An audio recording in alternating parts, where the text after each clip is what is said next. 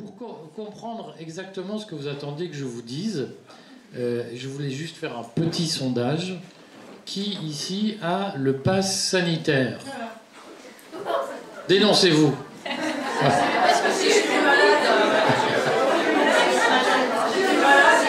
Qui aura le pass vaccinal?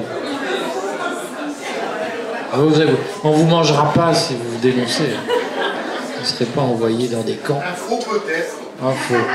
Bon, très bien. Alors, je vais vous parler de la sécession, puisque c'est pour ça qu'on t'a invité. ce sujet qui, en effet, est le motif de l'invitation. Alors, ça tombe bien, puisque je suis en train de rédiger, enfin, j'essaye de rédiger un livre sur le sujet. C'est compliqué de le rédiger, parce qu'il y a énormément d'activités en ce moment, et énormément d'effervescence autour de la résistance. Et si vous voulez, je vous en dirai 3 mots, parce que en réalité, c'est indissociable de la question de la sécession. Et j'en arrive tous les jours à me dire que la sécession, c'est plus efficace que la résistance. En tout cas, c'est une forme de résistance beaucoup plus efficace que les stratégies de confrontation qu'on peut avoir. Et donc, je suis un peu, d'ailleurs, convaincu qu'on est en train de changer d'époque. Et que, autant, je sais pas, alors vous êtes tous très jeunes et moi je suis très vieux, mais quand j'étais petit, on apprenait qu'il y avait un mur, un rideau de fer au milieu de l'Europe. Et maintenant, il s'est retourné le rideau. Et de l'autre côté du rideau, il y avait le pays, la Révolution. Et on faisait des tas de révolutions. Il y a eu la révolution bolchevique, je ne vais pas vous faire la liste. La révolution chinoise, etc. Et donc c'est vrai qu'il y avait une culture de la révolution, une culture de la lutte collective. Et qu'aujourd'hui, cette culture, elle s'est évanouie d'une certaine façon. Et je vois apparaître une culture de la sécession. Alors, ce que je peux vous dire sur la sécession, c'est ce que je mets dans mon livre. Je vais vous en faire le résumé. Parce qu'en fait, il doit faire 6 ou 7 chapitres. Et j'ai écrit l'introduction, le premier chapitre et le début du deuxième. Et donc, je vais essayer de vous dire ce qui est important pour moi dans la sécession. D'abord, est-ce que tout le monde a en tête d'où vient le concept de sécession? Et notamment de ce qu'on appelait quand on était petit, je vais le prononcer avec l'accent en français, la sécessio plebis. Quand j'étais petit, on parlait de séquessio plebis. Ça parle à tout le monde, la séquessio plebis? Dans quel milieu social? Dans quel milieu social de quoi? Quand j'étais au collège. Quand j'étais au collège. Alors, donc, je vais quand même répondre de façon transparente aux questions. Donc, moi, je viens d'un milieu social particulièrement aisé, puisque mon père était maçon. Et mon grand-père a été fusillé en 1941. Donc mon père avait 9 ans, il a arrêté l'école à l'époque, parce que moi, j'ai grandi à Liège, qui était sous administration allemande, et donc mon père a appris à lire et à écrire à 18 ans au service militaire en Belgique, et il est mort quand j'avais 2 ans et demi, sur un chantier, et ma mère, lorsqu'elle travaillait, était femme de ménage. Voilà. Donc on va évacuer la question du milieu social, parce que je pense que... Mais à l'époque, je me glorifie, moi je suis né en 1968, donc j'ai 53 ans. Je fais partie du dernier wagon où quand on était fils de prolo, alors je dis prolo, moi c'était même pas, moi je viens pas d'un milieu prolo, je viens d'un milieu lumpen prolo. Et donc c'est assez sympa parce que donc j'avais 33 cousins germains du côté paternel. J'ai fait le bilan cet été avec une cousine que j'adore. Et je suis, sur les 33 cousins germains, il devait y avoir 16 hommes. Et il en reste 3 vivants aujourd'hui. C'est vraiment les milieux, si vous voulez, où on meurt à 50 ans. Donc, et si j'écoute ma belle-mère, qui est médecin, je devrais être mort depuis longtemps, puisque entre ce que je ne dors pas, ce que je mange, ce que je bois et ce que je travaille, elle me dit, mais c'est pas possible que vous ne soyez pas mort. Voilà. Bon, donc, je suis toujours vivant. Et oui, elle dit ça. Elle est médecin. Et donc, à l'époque, quand on venait d'un milieu... Je le dis parce que c'est vrai que je digresse. Si vous en avez marre de mes digressions d'anciens combattants, vous me le dites, je reviens à un truc. Mais moi, quand j'étais petit, donc je m'appelle Verhaeghe, qui est un nom flamand. Et j'ai grandi à Liège, qui est la dernière ville francophone avant le monde germanique. Et donc, il y avait une règle, quand on vivait à Liège, c'est qu'il ne fallait surtout pas apparaître comme flamand, parce qu'on était traité de sale flamand. Et moi, effectivement, mon père maçon s'entendait dire régulièrement « tu travailles comme un flamand », ça veut dire qu'il travaillait plus de 4 heures par jour. Voilà. Et donc, puisqu'en Belgique, c'est vrai qu'il y a une différence d'intensité de travail entre le nord et le sud, entre les Wallons et les Flamands. Et c'est vrai que moi, quand j'ai grandi en Belgique, la moitié de la Belgique, c'est même les 2/3, étaient des Flamands, et on se faisait traiter de sale flamand. Et ça ne posait de problème à personne. Et c'était comme ça. Enfin, c'était pas sympa, mais c'était comme ça. Et c'est vrai que quand je vois les chochottes des générations qui arrivent en disant « Ah, tu m'as regardé, tu m'as dit je suis musulman, je suis truc, je suis bidule, t'es raciste », je vais en correctionnel, on se dit « Mais le racisme intra-européen est infiniment plus fort que le racisme des Européens pour les non-Européens. » Il faut en être conscient. C'était une digression que je voulais faire pour répondre à ce que vous n'avez pas dit dans ce que vous avez dit. Et donc, j'ai fait partie des derniers wagons où, quand on venait d'un milieu lumpenprolo, avec un peu de volonté, on pouvait encore accéder à une réussite sociale. J'ai eu le bac en 86, je pense que ça s'est terminé après. Les portes de la gare se sont fermées, et effectivement, pour les gamins qui ont eu le bac après 1990, la capacité à sortir de son milieu social est devenue par l'école, par la culture, par l'apprentissage, par le savoir, et c'est beaucoup réduite. Et je pense que c'est le problème structurel tabou de notre société, c'est qu'aujourd'hui, on ne gagne rien à être un sachant, et que l'apprentissage ne paye plus. Et que quand on vient d'un milieu prolétaire, il y a tellement de dispositifs de solidarité financés par les classes moyennes que le gamin qui vient d'un milieu prolo aujourd'hui, entre gagner 1200 € dans un petit job à un petit 35 heures et gagner à peu près la même chose une fois que les impôts sont passés en ayant une place plus enviable dans la société, ils se disent bah, après tout, pourquoi je pense qu'effectivement, il y a une stratégie aujourd'hui d'enfermement des classes populaires dans leur statut, notamment par un appauvrissement de l'éducation et notamment par une pression fiscale extravagante qui est posée sur tous ceux qui réussissent. Bon. Mais donc, on parlait de la séquestio plebis, de la sécession de la plèbe qui était notre sujet de base une fois cette digression faite. En réalité, l'origine de la notion de sécession, au sens où moi je l'entends, elle remonte à 494 avant Jésus-Christ. Vous vous en souvenez tous, non? Voilà. En réalité, au 5e siècle avant Jésus-Christ, à Rome, donc vous savez qu'il y a plusieurs collines à Rome, les 7 collines de Rome, etc. Et il y avait une colline qui était réservée, je simplifie, surtout qu'en partie cette histoire est légendaire, mais il y avait une colline qui était réservée à la plèbe, c'est-à-dire aux prolétaires, au petit peuple, qui était la colline de l'Aventin, qui se trouve au sud de Rome aujourd'hui. Pour ceux qui connaissent un peu Rome, c'est au sud de l'actuel Colisée. Donc la plèbe était concentrée sur cette colline.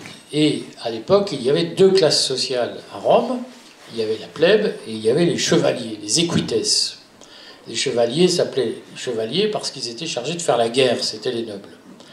Et Rome, à l'époque, était une petite bourgade, était entourée de tribus hostiles, notamment les Sabins, les Volsques. Et les equites, à un moment donné, ont senti qu'ils n'étaient plus en mesure de faire face seuls à la menace extérieure. Et donc, ils ont dit aux plébéiens, il faut que vous vous enrôliez dans l'armée pour nous aider. Et les plébéiens ont dit, ok, mais il se trouve qu'on paye des impôts pour que vous fassiez la guerre à notre place. Et en matière d'impôts, vous n'êtes pas tendre. Donc, si vous voulez qu'on fasse la guerre avec vous, il faut diminuer la charge fiscale. Et je vous simplifie l'histoire parce que ce n'est pas l'objet aujourd'hui, mais donc les chevaliers, les equites, la noblesse romaine a refusé cette diminution des impôts, et les plébéiens se sont retirés en disant ben, nous, entre être soumis à votre ordre injuste et être soumis aux Sabins ou aux Volsques, ce sera toujours une soumission. Donc au moins, dans un des deux cas, on ne fera pas la guerre et on ne mourra pas. Donc, si vous ne changez pas vos lois, nous ne travaillons plus pour vous. Et donc il y a eu 2 épisodes de sécession, un en 494, l'autre en 434 de mémoire. Cet épisode de 494, c'est aussi appelé la révolte du Mont Sacré. Alors évidemment, ça a une part de légende, mais ma conviction est que notre arme fondamentale vis-à-vis de la caste mondialisée, qui est en train de faire un coup, c'est-à-dire qui cherche, si ça vous intéresse, je vous dirai comment ils font, parce que je le vois tous les jours, c'est assez marrant à voir. Mais la caste mondialisée est en train de faire un coup. Alors, je vous explique ce que je dis dans l'introduction de mon livre. Pourquoi elle fait ce coup maintenant? C'est que, alors je ne vais pas m'étendre pendant des heures, hein, je prends un petit coup parce que l'évocation des malheurs de la plèbe romaine au 5e siècle m'émeut et me donne envie de me saouler. Et j'ai un bon public, hein, vous êtes sympa. Donc, la caste fait un coup, pourquoi? Parce que cela fait au moins 40 ans, au moins. Alors certains vous parleront de Bretton Woods, tout le monde a entendu parler des accords de Bretton Woods. Voilà. Donc certains vous diront que ça remonte aux accords de Bretton Woods, donc 1944. Moi, je dis que de façon sûre, depuis au moins 40 ans, il y a une stratégie, alors presque 50 d'ailleurs, parce que c'est depuis l'entrée de la Grande-Bretagne dans l'Union européenne, et depuis la fin de la convertibilité hors dollar, pour ceux à qui ça parle, depuis 50 ans, on va dire, il y a une construction patiente qui n'a jamais avoué son nom, et qui n'a jamais fait de marketing, c'est vrai qu'on n'a jamais fait de pub, mais il y a une construction patiente qui est la construction du multilatéralisme. C'est-à-dire l'idée que l'État-nation s'est un peu dépassé, c'est même complètement dépassé, c'est un empêcheur de tourner en rond, et il faut le sublimer, hein, le dépasser par une alliance des États qui gouvernerait en se mettant d'accord par la coopération pour la paix, la santé du monde, etc. Et qui donc contournerait les nationalismes. Alors, si ça vous intéresse, dans les questions, on en reparlera plus longuement des origines intellectuelles de ça, qui tiennent très largement, par exemple, à l'ouvrage de Karl Popper, mais dont on peut reparler, sur la société ouverte, qui date de 1944, qui a inspiré George Soros. Donc il y a une histoire intellectuelle de ces idées, mais en tout cas la réalisation politique, elle est visible à partir des années 70. À partir des années 70, on dit clairement que la paix dans le monde, le blabla, ça passe par des structures multilatérales qui doivent petit à petit se substituer aux États-nations. Et donc il faut entrer dans une logique de transfert de souveraineté des États-nations vers les instances multilatérales, qui sont évidemment tenues par des fonctionnaires, hein, des technostructures, qui se considèrent comme investis d'une mission pratiquement salvatrice pour l'humanité. La base, elle est là. Et cette construction, entre 1970 et l'arrivée de l'euro, d'une certaine façon, elle s'est globalement très bien portée. C'est-à-dire que si vous regardez comment ça s'est passé, le mur est tombé à Berlin en 1989. Très vite, on a accroché tout le monde dans les wagons de l'Union européenne. On est parvenu à intégrer la Chine à l'OMC en 1999. Donc on s'est dit, mais on a vaincu le communisme, si vous voulez, dans la grande montée en puissance du système. On va attendre que... Allez-y, répondez.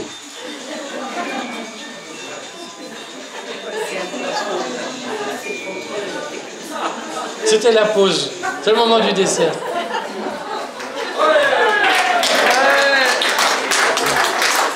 Est-ce que c'est Macron qui vous appelle?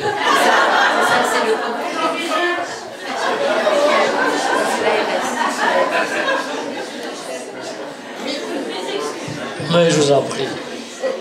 Ça arrive à tout le monde. Donc, je reprends ma narration, si vous voulez. Donc, il y a, si vous voulez, cette espèce de gradation. Alors, on fait rentrer la Grande-Bretagne dans l'Union. Ensuite, on fait rentrer la Grèce. Vous n'étiez pas né non plus, mais en 81, quand les colonels sont tombés, c'est Giscard qui a envoyé son avion à Karamanlis, qui vivait en exil en Allemagne de mémoire, pour qu'il aille prendre le pouvoir en Grèce. La Grèce est rentrée dans un délai express dans l'Union, dans la communauté européenne en 80, pas en 80, 80. Ensuite, on a intégré l'Espagne, le Portugal, ensuite les pays de l'Est à une vitesse accélérée. Et donc, si vous voulez, la Chine rentre dans l'OMC, il faut lire les discours à l'époque sur on va civiliser la Chine et on va pacifier la Chine grâce au commerce avec nous. Donc, si vous voulez, on est dans une espèce d'expansion permanente de cette logique où on va faire une grande famille mondiale avec une grande gouvernance mondiale et où les États-nations sont un mauvais souvenir et vraiment l'espèce de boulet qu'on traîne depuis Adolf Hitler et Mussolini. C'est à peu près ça. Et puis apparaissent les problèmes. Entre-temps, on a signé le traité de Maastricht, qui est quand même la plus grande escroquerie qu'on ait faite aux Français de tous les temps. Moi, à l'époque, je militais au Parti Socialiste et j'ai fait 6 ou 7 ans. Vous voyez, je confesse mes crimes. Non seulement je suis alcoolique, mais en plus, j'ai milité au Parti Socialiste. Et donc, à l'époque, je me souviens du débat, d'ailleurs, non, ça m'a beaucoup appris, mais je me souviens du débat sur le traité de Maastricht, et à l'époque, j'ai relu les propos que des gens comme Elisabeth Guigou, que des gens comme Pierre Moscovici tenaient sur le traité de Maastricht.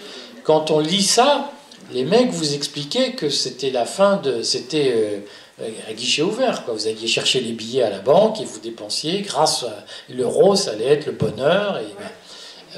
Et ils n'ont jamais expliqué ce qui allait suivre. C'est-à-dire que le traité de Maastricht, c'était un traité, je vais le dire avec mes mots à moi, provocateur, mais vous me corrigerez.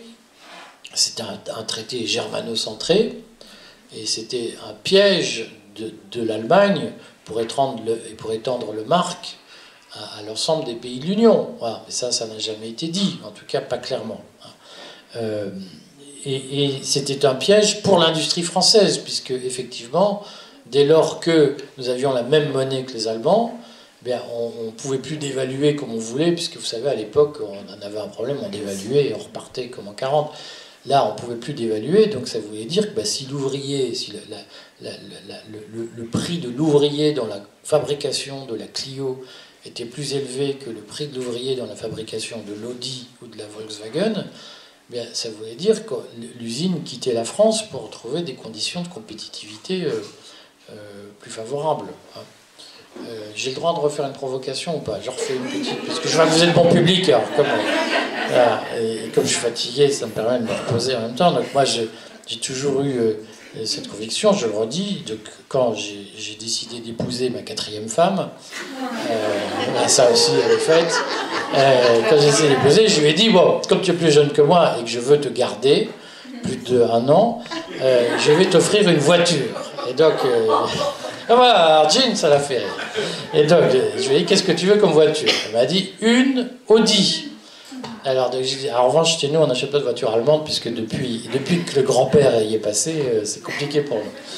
Et il y a un mystère, c'est qu'effectivement, je lui ai dit, je vais t'acheter plutôt une voiture française. Et à l'époque, je lui ai trouvé une excellente voiture, qui est la DS4, 1,6 litre. J'ai pas le permis, mais j'adore les voitures. 1,6 litre, 155 chevaux THP, noir, mais j'aurais préféré jaune, mais qu'importe. Et effectivement, entre la DS4, DS3 de l'époque et l'équivalent Audi, il y avait 10 000 € de différence pour des performances à peu près équivalentes. Le miracle des Allemands, c'est qu'ils parviennent à vous vendre des voitures pas forcément meilleures que les voitures françaises, mais 10 000 € plus chères. Et vous avez l'impression de faire une bonne affaire. Et effectivement, en France, dès lors qu'on a eu très longtemps, on a fait baisser les prix de nos produits en dévaluant, en disant ben, le franc français vaut moins cher que le marque, on le baisse encore, donc on fait baisser les prix de nos produits.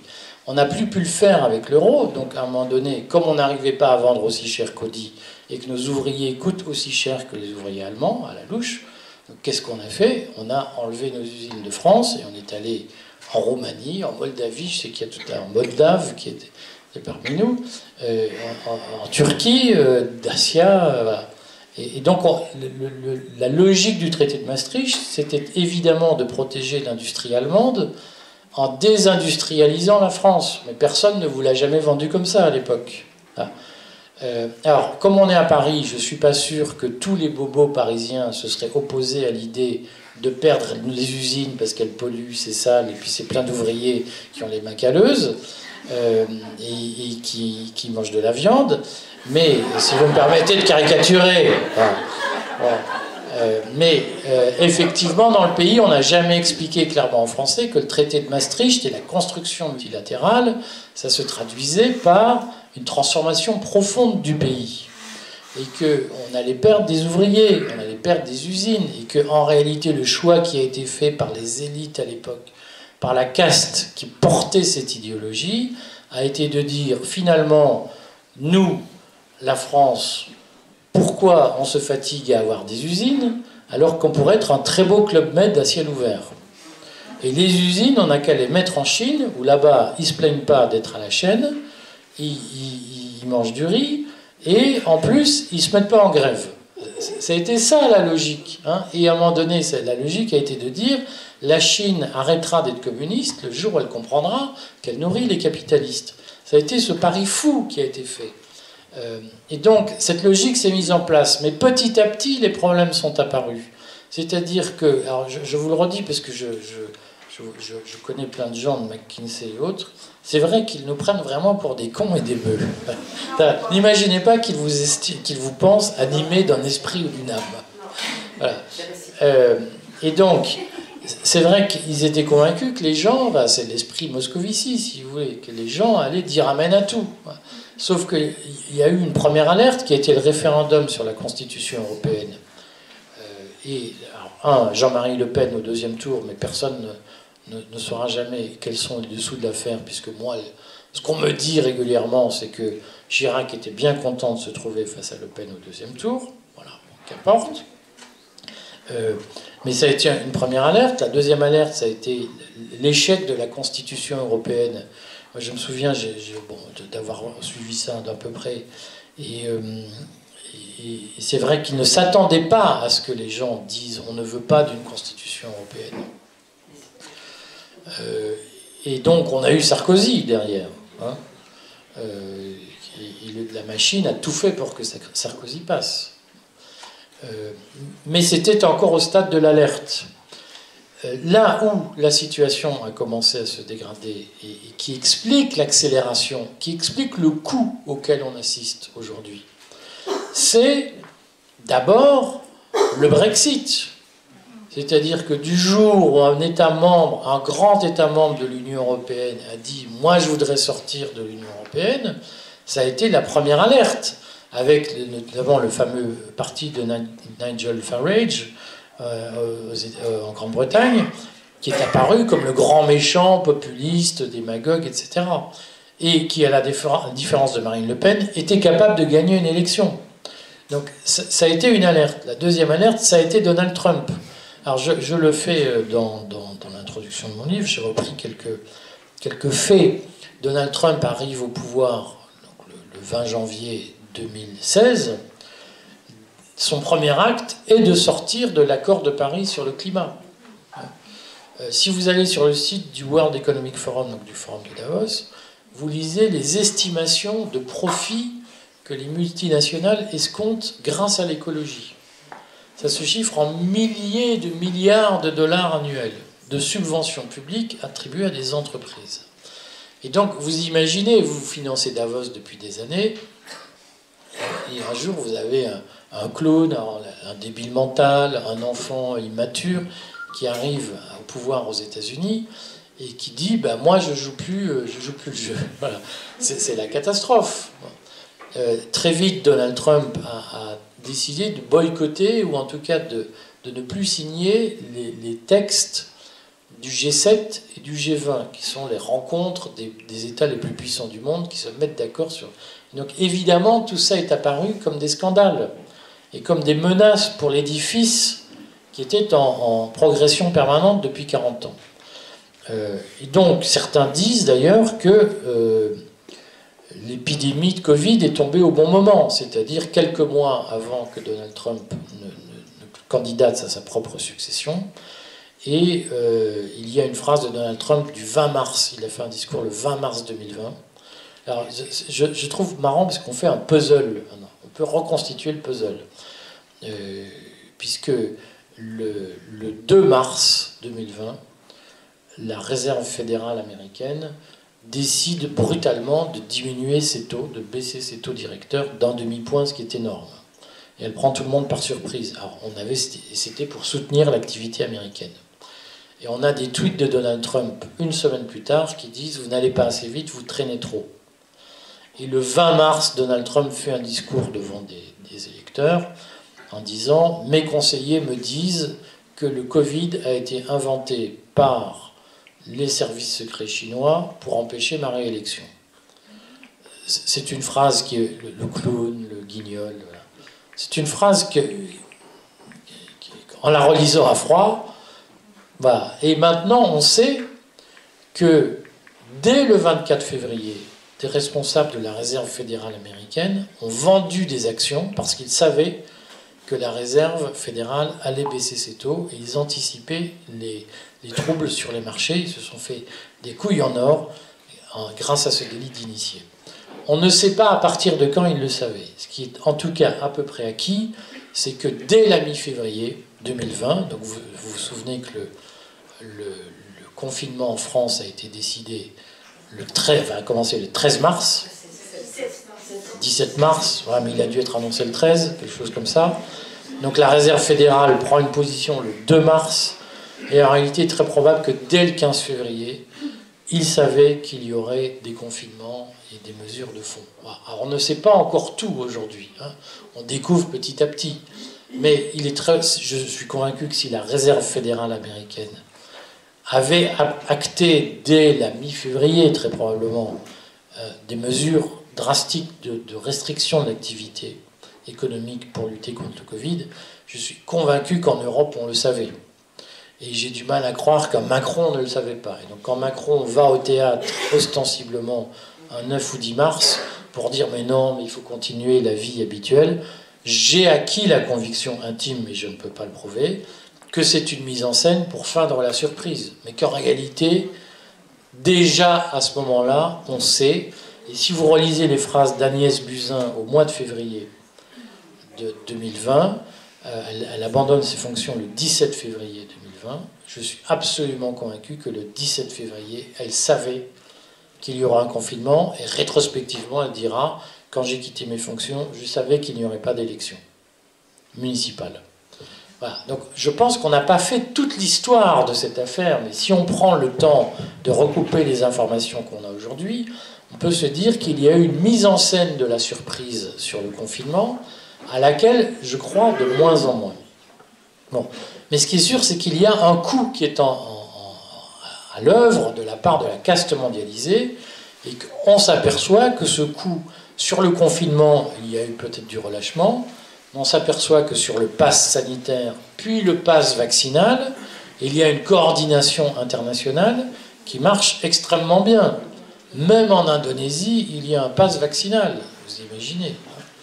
Donc, ça signifie que cette opération a été très longuement réfléchie. Alors moi, je fais des papiers sur le courrier stratège, je vais approfondir le sujet. Je suis assez convaincu que c'est globalement des cabinets comme McKinsey qui sont chargés de cette coordination et qui sont chargés de répandre la bonne parole et de structurer les opérations internationales. Mais face à ce coup, face à cette réaction autoritaire des élites qui vise, de mon point de vue, à mettre en place, à empêcher un retour en arrière. C'est-à-dire que l'élection de Trump, le Brexit, ont été les annonces qu'il fallait passer à l'action parce que, après une vague de montée du multilatéralisme et de la mondialisation, collectivement, la caste mondialisée qui se fait des milliers de milliards de dollars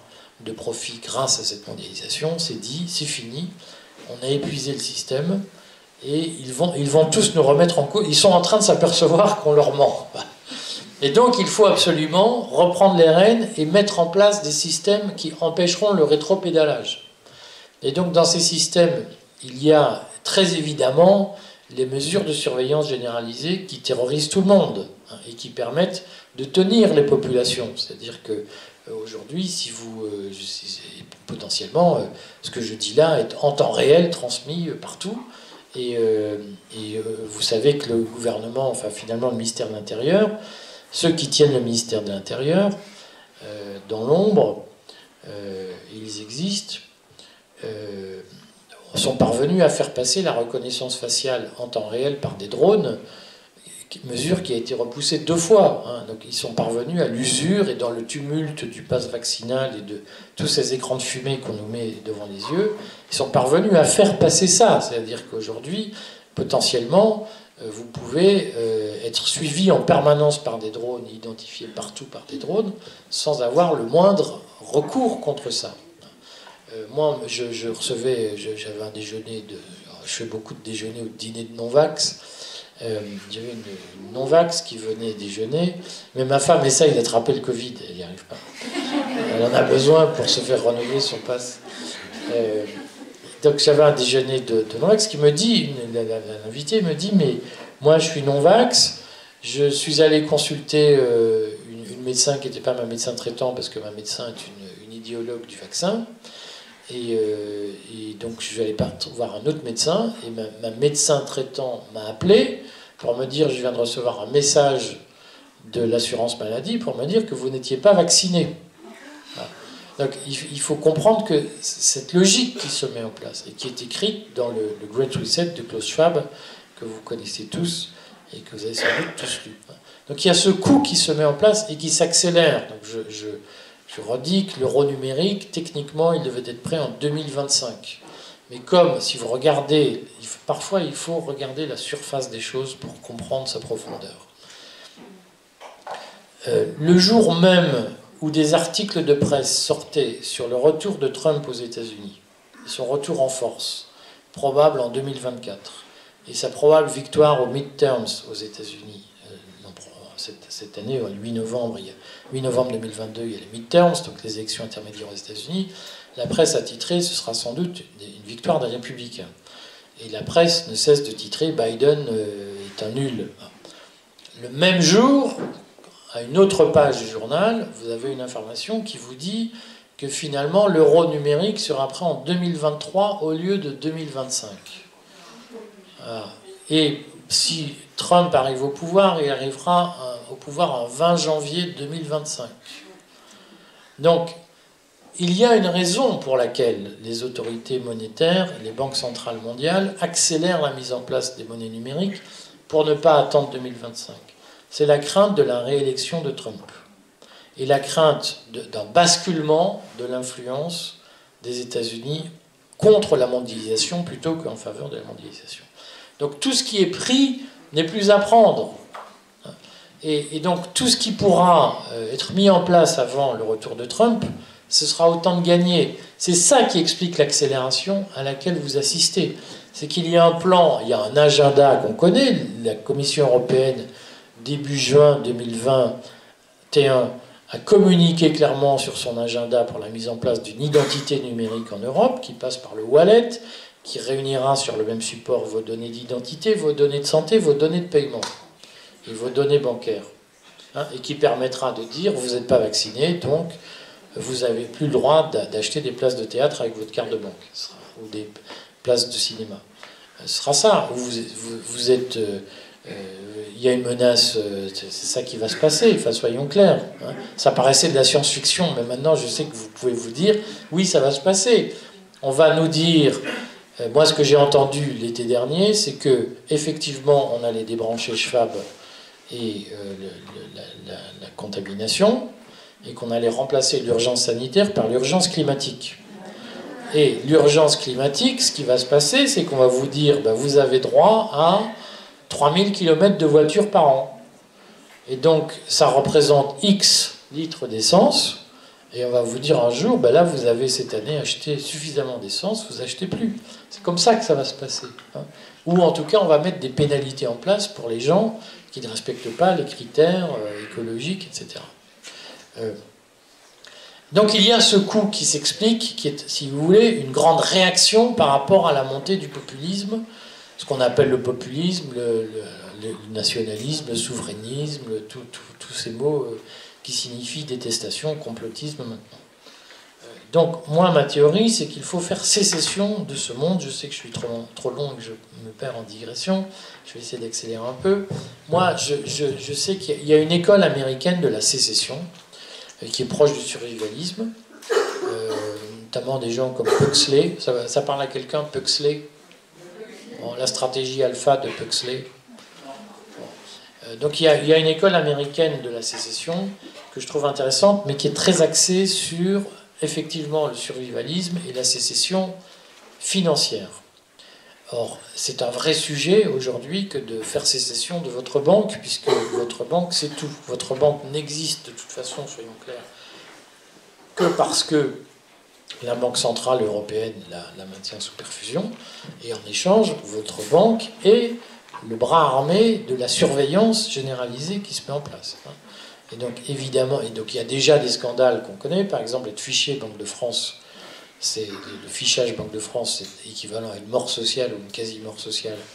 Et c'est totalement illégal. Et les banques en font un usage totalement exagéré et totalement liberticide. Et ça fait des années que ça existe et ça ne choque plus personne. Simplement, ce qui va se passer, c'est qu'on va remplacer en 2023 la monnaie papier par une monnaie numérique où chaque euro sera numéroté, d'un numéro de blockchain, pour ceux à qui ça parle, comme les crypto-monnaies, et on pourra le désactiver quand on voudra. Et on saura exactement partout où il va. C'est-à-dire que les billets de banque, si vous voulez, alors moi je suis fasciné, donc je mets moi-même en pratique mes conseils, donc je me suis acheté un petit truc à Abbeville, dans la Somme, c'est au nord de Paris, pour ceux qui sont en train de se dire, mais ça s'appelle bien un trou, ça. Et à Abbeville, qui est une sous-préfecture de 20 000 habitants environ, et donc je discute, j'ai dû me meubler du jour au lendemain, donc j'ai chiné où je pouvais pour des meubles à 3 sous, et les mecs me disent là-bas, mais non, mais les gens payent en liquide ici. Je suis ce petit brocanteur du coin, il me dit, ah, mais moi j'ai pas d'appareil carte bleue, et si vous me payez en liquide, bah, c'est moins cher que si vous me payez par chèque. Et il me dit, bon, j'aime pas trop les chèques, c'est obligé de me payer en liquide. Je dis, mais qui arrive à payer en liquide? Puisque quand vous meublez une maison, c'est pas forcément un petit tabouret que vous achetez, quoi. Et le gars me dit, ah, mais ici, tout le monde paye en liquide. Donc, c'est vrai que beaucoup de commerçants qui ont des activités, je dirais, de façade, ont du liquide, parce que les gens continuent à payer en liquide. Ça permet de ne pas suivre les transactions. C'est pour ça qu'il y a du liquide. C'est pour ça que quand vous allez en vacances en Corse, les machines à carte bleue sont toujours en panne. C'est parce que, voilà. En Grèce aussi. Et donc, la logique de tout ça, c'est que l'arrivée de l'euro numérique va permettre de tuer l'économie clandestine, qui représente, dans certains cas, 20% de l'activité, et va surtout permettre de mettre en place un crédit social à la chinoise, comme l'est déjà le pass sanitaire. Donc les Américains, les sécessionnistes américains, si j'ose dire, sont très axés sur ce volet bancaire et financier. Moi, je vais en parler dans mon livre, c'est le chapitre que je n'ai pas encore rédigé. Je vais en parler en parlant notamment de la sécession fiscale, parce que pour moi, il y a une opération fondamentale, je sais qu'elle est très impopulaire en France, c'est la sécession de l'impôt. C'est-à-dire que moi, j'ai une vieille théorie qui est que l'impôt, ça sert à financer les dépenses publiques. Voilà. C'est une vieille théorie révolutionnaire. Le père de Mirabeau avait écrit ça en 1760. L'impôt doit servir à financer les dépenses publiques. En France, on vous dit, non mais l'impôt, ça ne sert pas à ça, ça sert à redistribuer les richesses. Donc la traduction, c'est qu'en fait, ça sert à filer plein d'allocations aux gens, parce que j'ai entendu, là aussi, pendant la crise du Covid, dire les Français n'ont plus le sens de la révolte, les Français n'ont plus l'esprit de blablabla. Non, les Français touchent des allocations de l'État. Voilà. Donc, on leur a dit qu'il valait mieux ne pas vivre de son travail, et vivre dans l'attente des allocations de l'État, plutôt que de vivre de son travail et de son activité. Donc ils le font, ils attendent, mais une fois que vous attendez l'argent de la main de l'État, vous ne mordez pas la main de l'État. Et ce qu'on n'a pas assez dit, et je sais que c'est très impopulaire, ce qu'on n'a pas assez dit, c'est que le discours de l'aide sociale, de l'action sociale, est un discours de la subordination à l'État. Et c'est un discours qui a permis de tuer l'esprit de révolte dans ce pays. Je le redis, je sais que c'est très impopulaire. La sécurité sociale, c'est quand même la seule institution la seule institution dans le monde depuis la chute du communisme qui numérote et fiche les gens de leur naissance à leur mort. Et c'est tous deux dans un grand silo de données. À tel point que d'ailleurs, ce silo est tellement grand qu'on essaye de le numériser et qu'on s'est dit à un moment donné, il n'y a que Google qui est capable de le faire. C'est le fameux Health Data Hub Service pour ceux à qui ça cause. Et donc la sécurité sociale, c'est vachement bien. Sur le papier, je sais que les Français adorent la sécurité sociale. Et ils trouvent que c'est méchant, la mise en concurrence des hôpitaux, de la santé, etc. La contrepartie qu'on paye à cette adoration de la sécurité sociale, c'est que nous sommes tous fichés et que maintenant votre médecin traitant, il reçoit un mail de l'assurance maladie pour dire « Ah, elle n'est pas vacciné. » Voilà. Et à un moment donné, c'est la fable du chien ou du loup. C'est la sécurité sociale, c'est un instrument de chien. C'est-à-dire que ça permet d'être matiné, comme on disait à l'époque, de vivre bien, d'être bien gras, mais c'est un collier qui vous attache au poteau. Et je trouve que nous vivons une époque très heureuse parce que ça permet enfin de mettre ce sujet sur la table. J'ai été administrateur de la sécurité sociale à une époque. J'ai vu des choses absolument sidérantes et j'ai vu notamment comment on tenait les organisations syndicales grâce à la sécurité sociale. C'est-à-dire que la participation à un conseil d'administration de la CNAV, c'était 40 € de frais de repas, et les mecs, ils en redemandaient au moins, ils s'arrangeaient pour avoir plusieurs mandats, et ça leur doublait leur salaire à la fin du mois. Je trouvais ça totalement dément.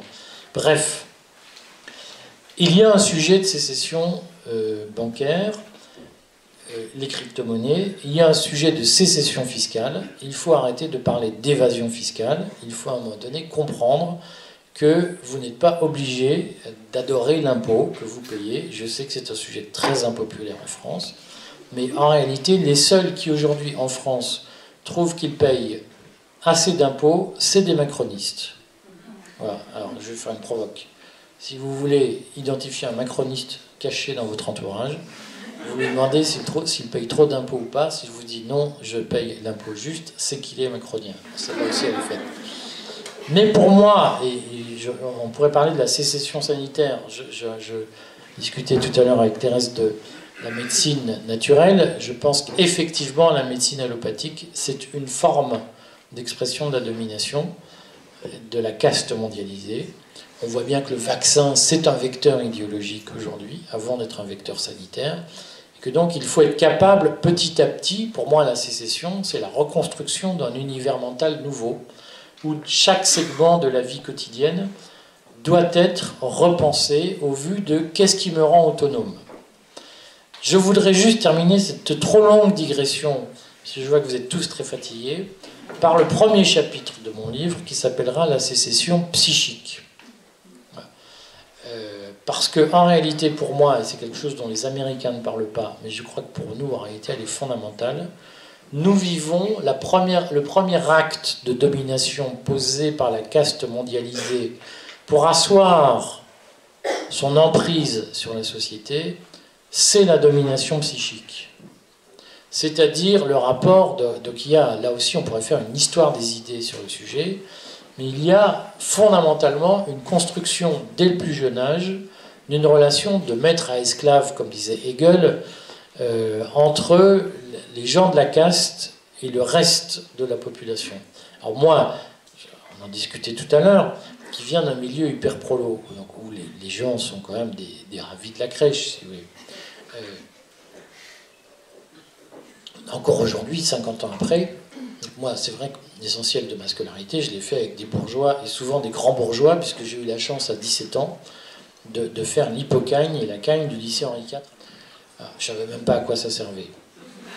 Et j'y ai vu des grands bourgeois. Alors, à l'époque, des gens qui pouvaient être sympas, d'autres pas sympas. Mais par exemple, il y avait dans la classe d'à côté un gars qui est devenu le patron d'Ariane Espace, Stéphane Israël, qui était à la soirée électorale de Macron au premier tour.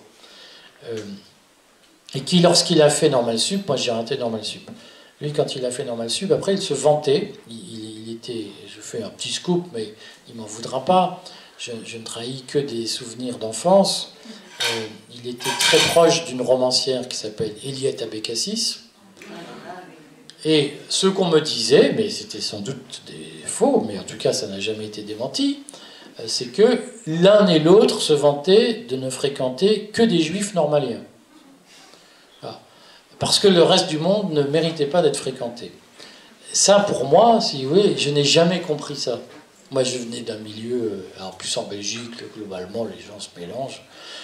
Encore maintenant, quand je vais en boîte en Belgique, car j'adore aller en boîte, je vais dans des boîtes de jeunes, et je n'entends jamais un jeune me dire « T'es trop vieux, qu'est-ce que tu fais là ?» Alors que quand je vais en boîte en France, je suis à Lyon, d'être allé en boîte, une jeune créature me dit « Mais t'es trop vieux, qu'est-ce que tu fais là ?» Et donc, ces réflexes, en France, il y a une vraie culture du bannissement et de la ségrégation, et de la discrimination, qui n'existe pas dans les pays du Nord, par exemple, beaucoup moins.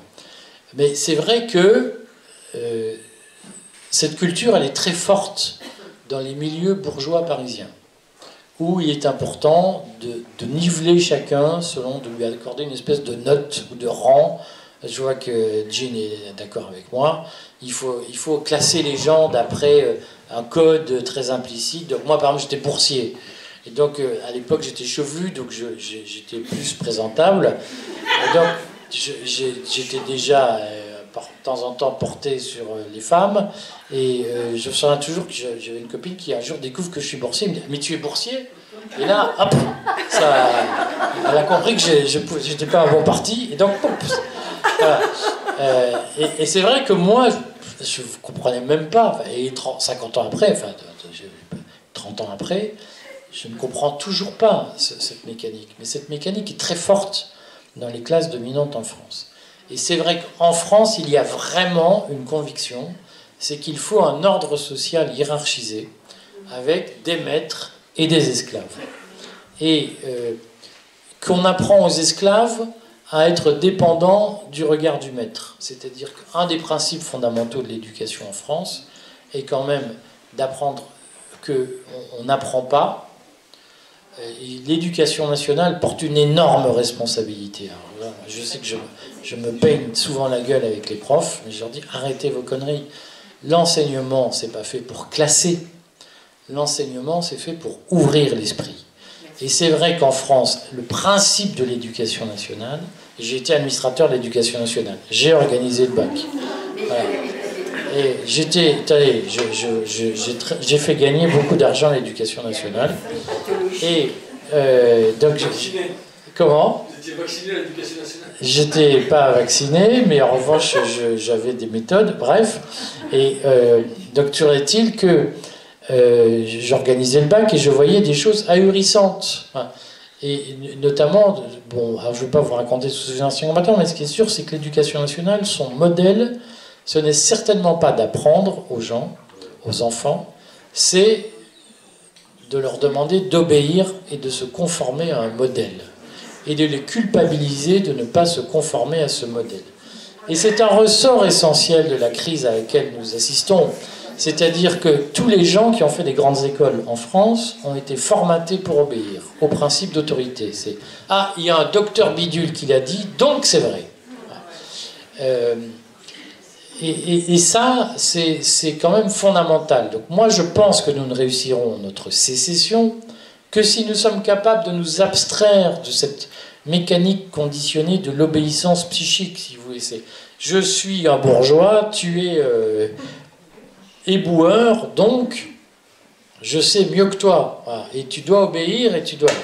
Et donc, le premier acte de sécession que nous devons faire, c'est quand même, à un moment donné, de sortir de ce rapport. Alors, il y a plusieurs techniques pour le faire, mais il y en a deux fondamentales de mon point de vue. La première, c'est d'arrêter d'écouter leurs médias, et donc de ne plus regarder les informations télévisées, de ne plus écouter les informations radio, de ne plus lire leurs journaux, de ne plus lire leurs publications en ligne, parce que c'est d'abord par là que se transmet la culture de l'obéissance.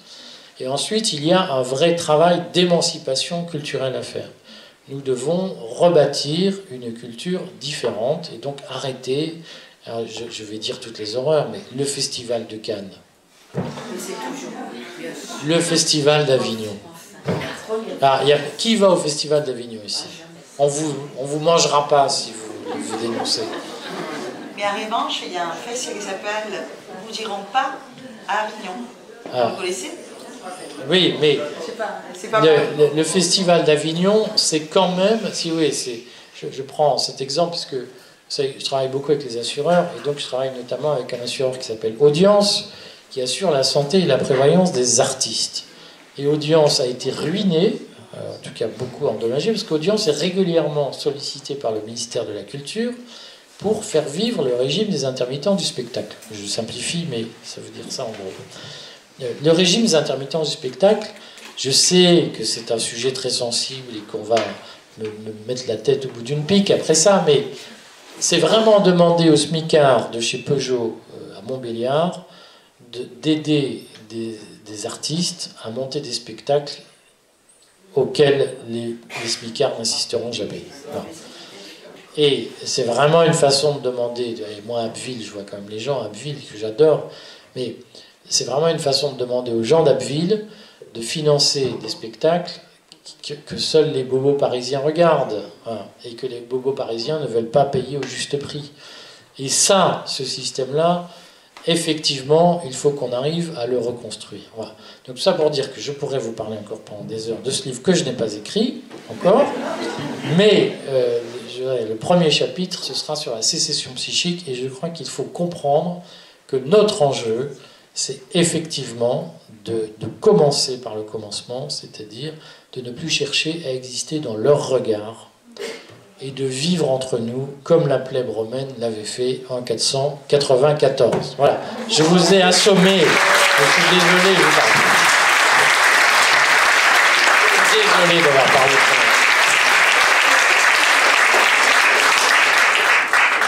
longtemps. Il y a des questions. Alors, une question là-bas.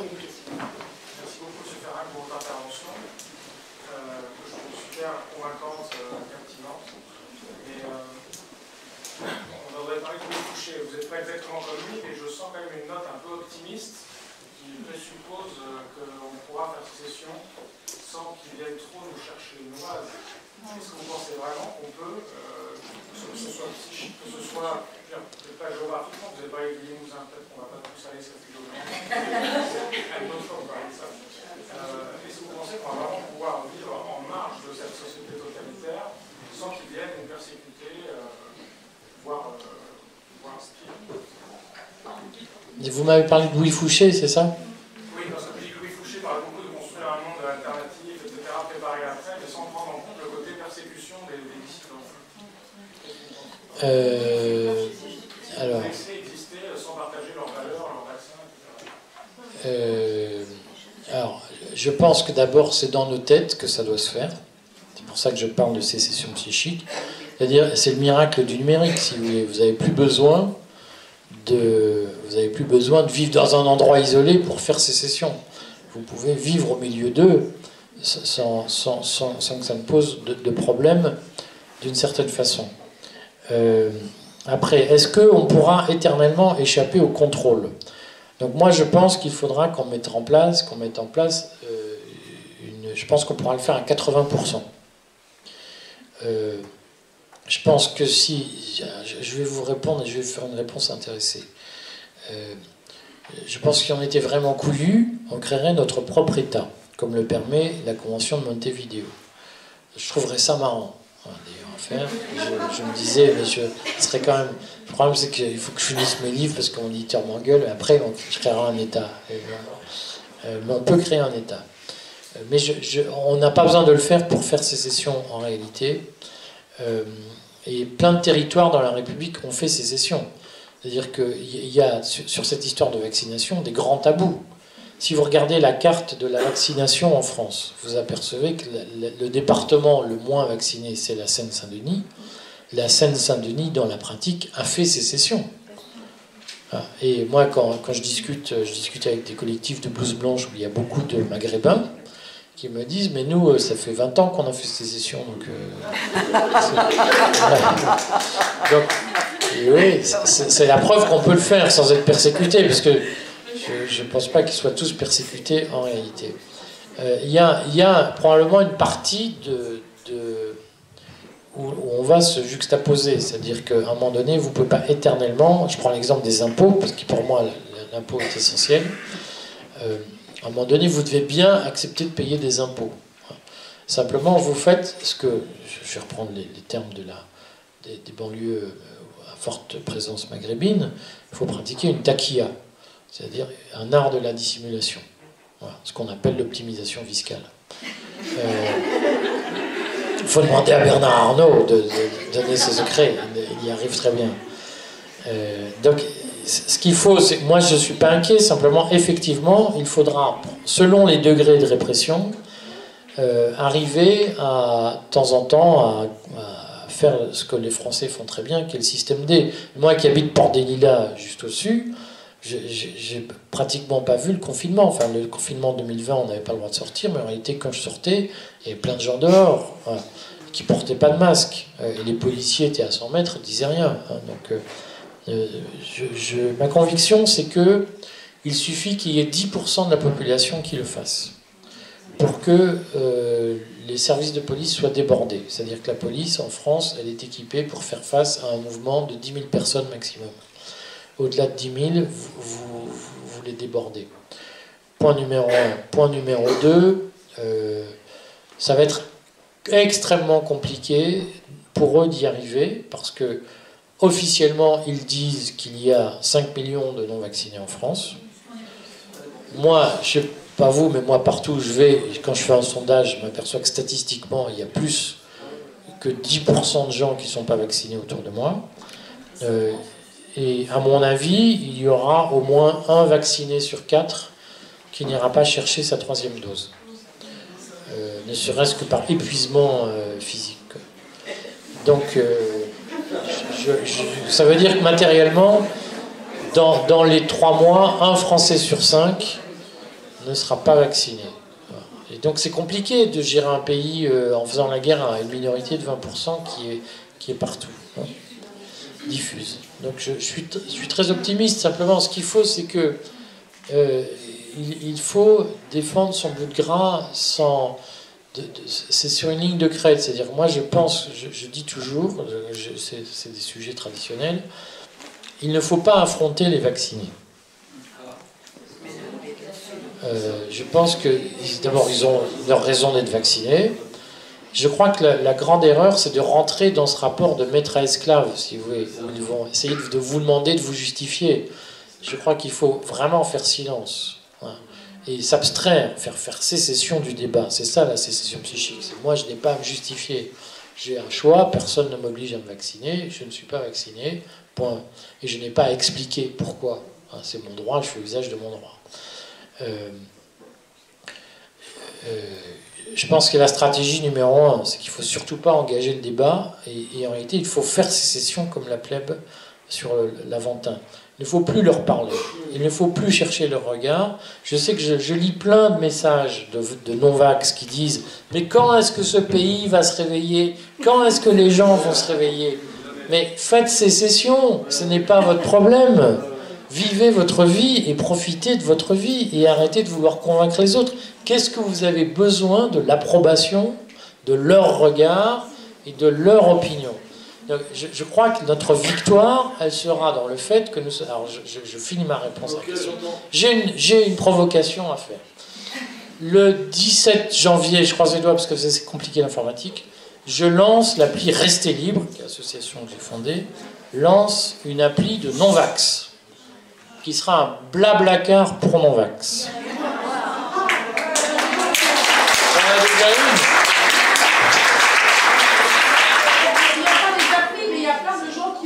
D'accord. Moi, je veux une appli Blablacar pour non-vax, pour que vous n'ayez plus à passer par la SNCF et à... Je sais pas vous, moi j'ai dû aller à Lyon en TGV. J'ai dû naviguer entre les heures pour ne pas être contrôlé. Enfin voilà. J'habite à Abbeville de temps en temps. Heureusement, c'est un TER, donc je n'ai pas besoin de passe. Mais voilà. La deuxième appli que je veux lancer. Donc la première appli, ça coûte 15 000 € et je pense qu'il faudra remettre un peu d'argent pour qu'on passe de la Lada à l'Audi. La deuxième appli que je veux lancer, c'est une appli c'est un Doctolib pour non-vax. Ah ça, je vois que voilà. Et alors, je vois comme ma femme rame.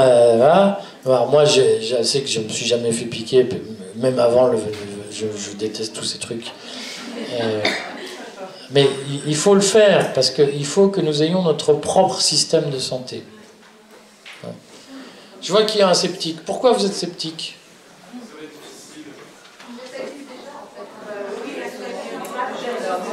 Alors, et je dis ma troisième appli, je veux lancer un Tinder pour non-vax. Alors, d'abord, allez, puisque je vois que vous êtes bon public, je vais faire... Tinder, c'est une application de rencontre. Ne faites pas croire que vous n'y êtes pas.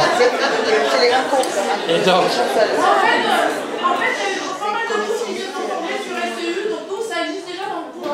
Voilà, et donc, moi je pense faire un Tinder d'abord parce que nous serons les seuls à avoir un patrimoine génétique intact. Donc, ça vaudra cher. Hein. Mais surtout, ce qu'il faut, c'est qu'au-delà des histoires matrimoniales, ce qui est important, c'est que les non-vax se connaissent entre eux. Voilà. Et même si c'est à des fins purement amicales. Donc, je crois qu'il faut faire ces trois applis. Enfin, il y en a une qui est en route et les deux autres, on fera. Ça coûte 15 000 € chaque fois. En réalité, si on veut une bonne appli, il faut mettre 25 000 €. Donc, adhérez, je ferai des levées de fonds. Alors, chaque fois, on va amortir l'investissement, parce que là, j'ai payé avec l'argent de l'association Restez Libre, donc les 15 000 €. Bon Sens m'avait annoncé qu'il participerait, mais je suis sûr qu'ils vont finir par payer la facture. Mais ça tombe bien, parce que Restez Libre a assez d'argent pour payer tout seul. Et en revanche, le téléchargement de l'appli coûtera 3 €. Et donc, si on arrive à avoir 10 000 téléchargements, ça permettra de financer le Doctolib, qui, je pense, est un enjeu. Voilà ce que je voulais dire sur la sécession, parce qu'en réalité, il faut qu'on utilise leurs armes, eux utilisent le numérique, et nous créons une société de non-vax par le numérique. Voilà. Alors, il y avait une question, madame, puis après, là. Allez-y. Levez-vous et parlez bien fort. Levez-vous et parlez bien fort. C'est juste une question concrètement avec l'histoire du prélèvement à la source, de la sécession fiscale. Comment on fait? Alors, je vois qu'on est rentré dans les questions d'optimisation fiscale, là. D'abord, sur le prélèvement à la source, effectivement, je vais être vulgaire, mais j'imite le président de la République, les impôts vous ont bien baisé. Hein. Je dis que les impôts vous ont bien eu. Parce que le prélèvement à la source est un outil, bien évidemment, de pression. Il a été mis en place juste avant. Et alors, ça faisait des années qu'il rêvait de le faire, mais en tout cas, vous êtes tous bien fait avoir. Alors, c'est vrai que c'est plus facile de faire sécession quand on est indépendant que quand on est salarié. Et ça veut dire aussi que dans les années futures, il faudra réhabiliter le statut d'indépendant. Voilà. Alors, allez-y, parce que allez-y, vous voulez poser une question. En fait, j'avais plusieurs questions, mais je vais rebondir sur ce dernier point. J'avais plusieurs questions, et je vais rebondir sur ce dernier point. Je pense effectivement que le statut d'indépendant permet de se sortir de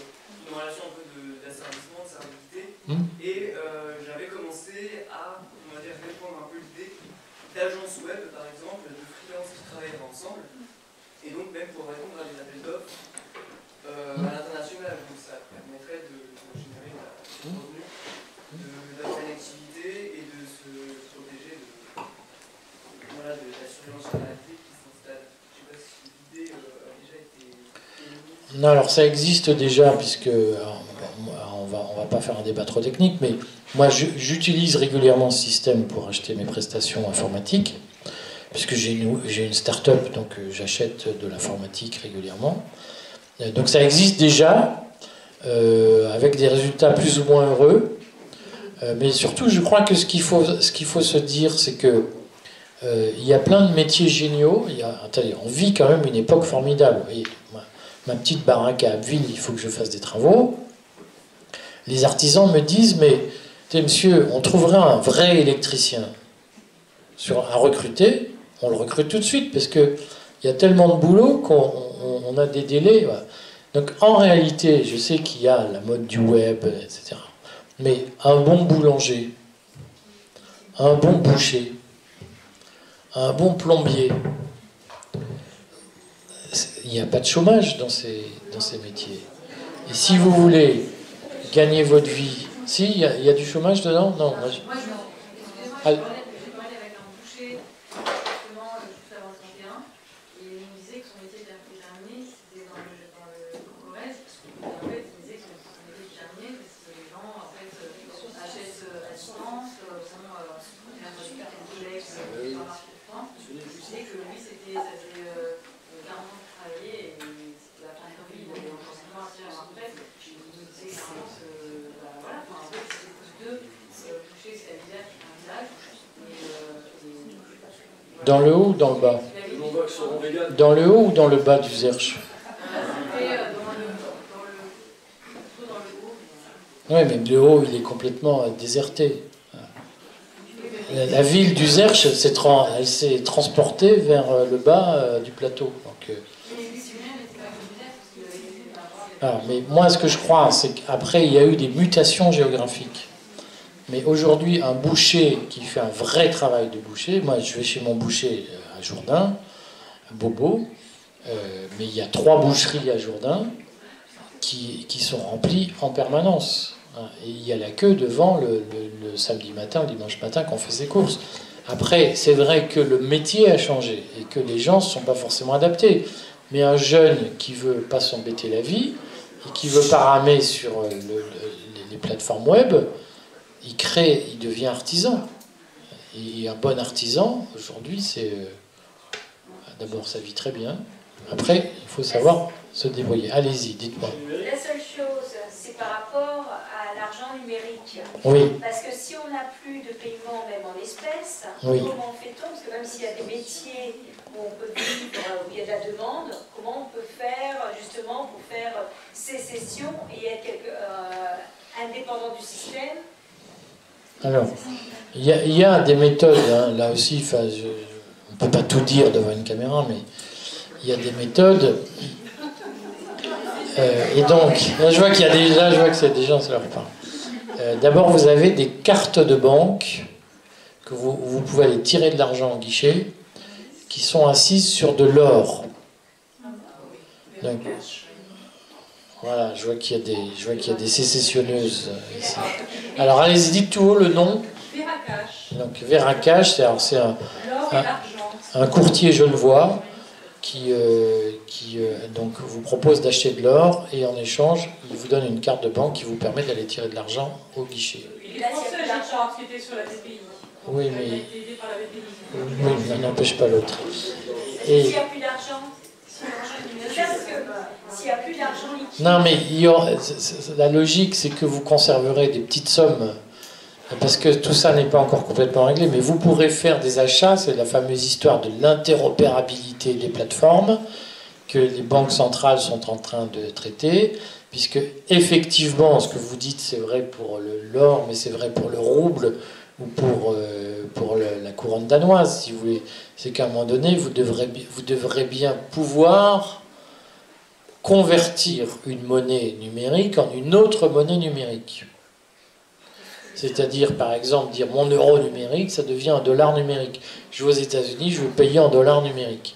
Donc il y a un sujet de convertibilité des monnaies qui est actuellement traité par les banques centrales du monde entier.